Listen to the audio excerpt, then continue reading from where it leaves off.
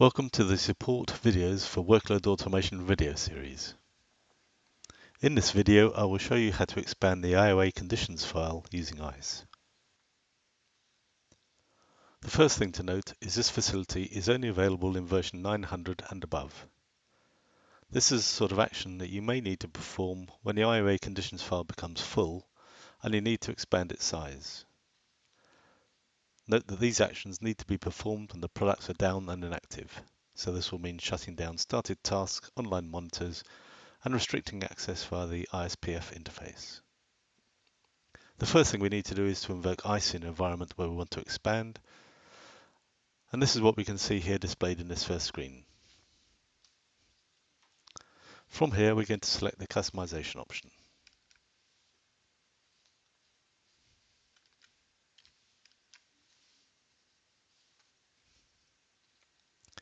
Then, making sure that the product field is set to IOA, again select the product customization option. We can now scroll down and see that the last option, 22, is the option to expand the conditions file, and now we're going to select that.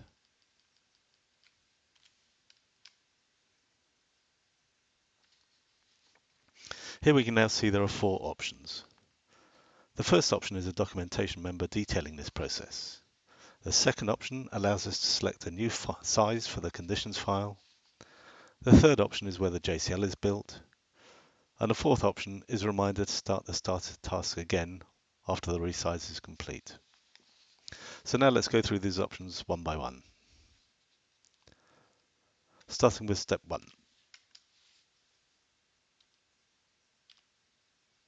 As you can see, this is a documentation member that details the process we're about to take. Next, we will select option 2, where we specify the new size of the conditions file.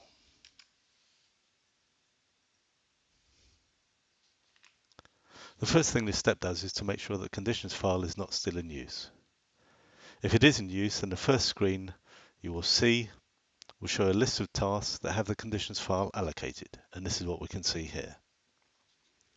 We will need to stop these started tasks before continuing.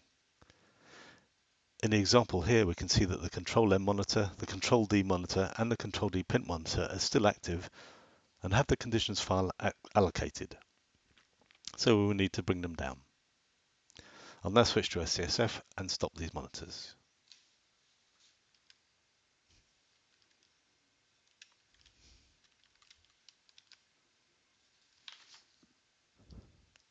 Once they are stopped, we can now switch back again to ICE. The next thing to do in ICE is to press the Enter button to refresh the list. This will recheck that the conditions file is not allocated anywhere. If the previous screen is not redisplayed, then it means that the conditions file is no longer allocated, and we can continue with this process. This next screen shows the current size of the conditions file, cnd-rec-hash, which is documented in the install manual, and this controls the size of the conditions file. For this example, we change the value from 1 to 2, just by over-typing the value and hitting enter, and then press PF3 to save the change.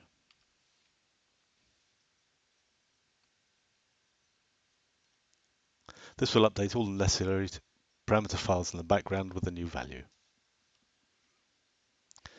Now that's complete, we can select option 3, which will build the JCL. Once the JCL is built, just submit the job.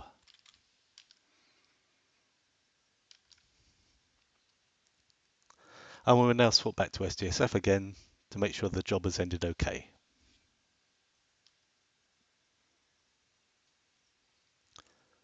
And here we can see the results of the job after it's run.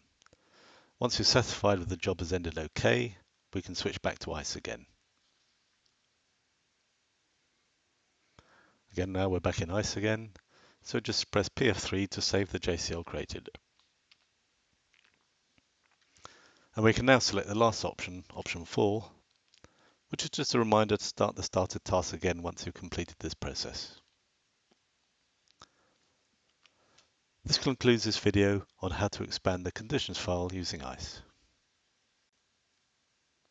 That concludes this Control M Solutions video. Please see our knowledge base and YouTube channel where you will find more videos like this.